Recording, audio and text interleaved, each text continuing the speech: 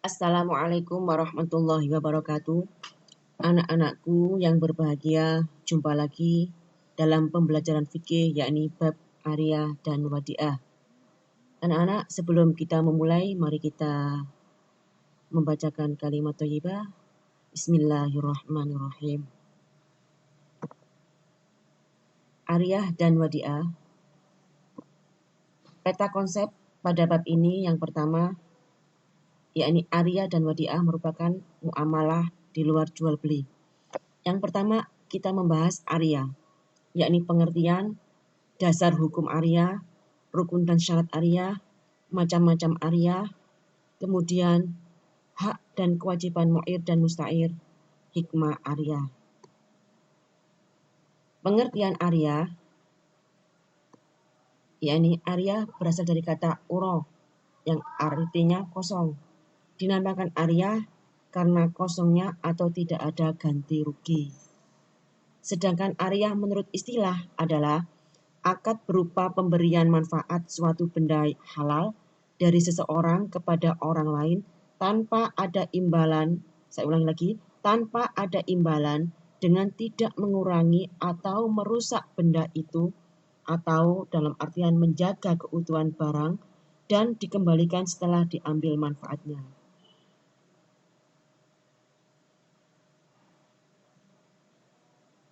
Dasar hukum Ariyah. Yang pertama, Al-Quran. A'udzubillahi minasyaitonirrajim. Bismillahirrahmanirrahim. Wa ta'awanu 'alal birri wat taqwa wa la ta'awanu 'alal itsmi wal 'udwan wattaqullaha innallaha syadidul 'iqab. Yang artinya, dan tolong menolonglah kamu dalam mengerjakan kebajikan dan takwa, dan jangan tolong menolong dalam perbuatan dosa dan permusuhan. Bertakwalah kepada Allah, sesungguhnya Allah sangat berat siksanya. Quran Surat Al-Ma'idah ayat 2. Kemudian dalam hadis Nabi, Al-ariyatu mu'addatu waz-za'imu gharimun wad-dainu maqdiyun. Yang artinya, pinjaman itu wajib dikembalikan dan orang yang menanggung sesuatu harus membayar dan hutang harus ditunaikan. Selanjutnya, yang ketiga yakni hukum Ariyah. Awal hukum Ariyah yakni mubah atau boleh. Ini merupakan hukum asal dari pinjam meminjam. Kemudian sunnah, artinya pinjam meminjam yang dilakukan memenuhi suatu kebutuhan. Contohnya, meminjamkan sepeda untuk mengantarkan anak ke sekolah, atau meminjamkan buku pelajaran, dan sebagainya. Kemudian wajib, artinya pinjam meminjam yang merupakan kebutuhan yang sangat mendesak dan kalau tidak meminjam akan menemukan suatu kerugian. Contohnya, meminjamkan baju dan sarung untuk sholat wajib.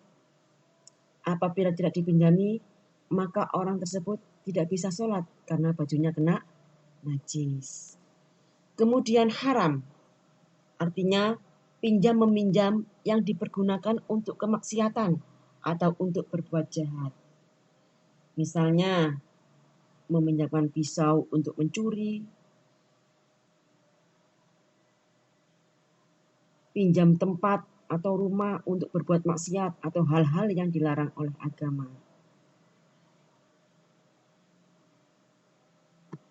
Kemudian rukun Ariyah. Rukun Ariyah ini sesuatu yang harus ada. Bila tidak ada, maka Ariyah atau pinjam meminjam maka tidak sah atau batal. Rukun Ariyah ada 5. Rukun Ariyah ada 4, yakni mu'ir, musta'ir, musta'ar, sigot atau ijab qabul. Mu'ir, orang yang meminjami. Kemudian musta'ir, orang yang meminjam. Musta'ar, barang yang akan dipinjam. Barang yang akan dipinjam. Kemudian sigot ijab qabul. Yang kelima, syarat ariyah. Harus memenuhi syarat. Yang pertama, syarat bagi mu'ir, orang yang meminjamkan. Yang pertama, berhak berbuat kebaikan tanpa ada yang menghalangi. Yang kedua, barang yang dipinjamkan itu milik sendiri atau menjadi tanggung jawab orang yang meminjamkannya. Sekarang syarat bagi musta'ir atau orang yang meminjam. Mampu berbuat kebaikan. Yang kedua, mampu menjaga barang yang dipinjamnya dengan baik agar tidak rusak. Kemudian syarat bagi musta'ar. Yang pertama, barang yang dipinjamkan benar-benar milik orang yang meminjamkan. Kemudian ada manfaat yang jelas dan barang itu bersifat tetap. Artinya tidak habis setelah dipakai atau setelah diambil manfaatnya. Selanjutnya yang keenam, macam-macam ariyah. Yang pertama, ariyah mutlaqah. Apa itu ariyah mutlaqah? Yaitu pinjam-meminjam barang yang dalam akadnya tidak dijelaskan persyaratan apapun atau tidak dijelaskan penggunaannya.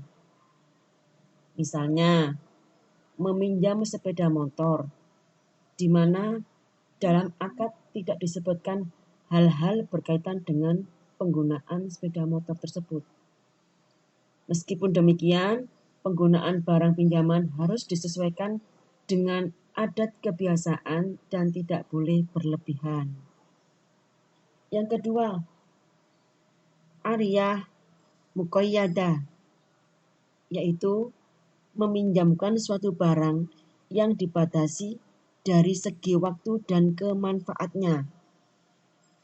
Saya ulang lagi, meminjamkan suatu barang yang dibatasi dari segi waktu dan kemanfaatannya, baik disyaratkan oleh kedua orang yang berakad maupun salah satunya.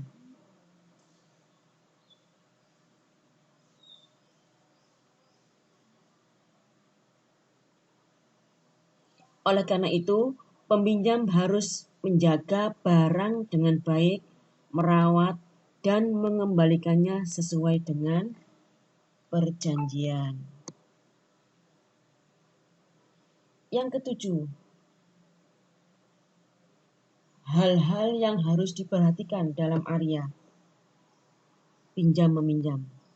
Yang pertama, pinjam-meminjam barang harus dimanfaatkan untuk hal-hal yang halal dan tidak melanggar norma agama. Yang kedua, orang yang meminjam barang hanya boleh menggunakan barang pinjaman sebatas yang diizinkan oleh pemilik barang atau kurang dari batasan yang ditentukan oleh pemilik barang. Yang ketiga, menjaga dan merawat barang pinjaman dengan baik seperti miliknya sendiri.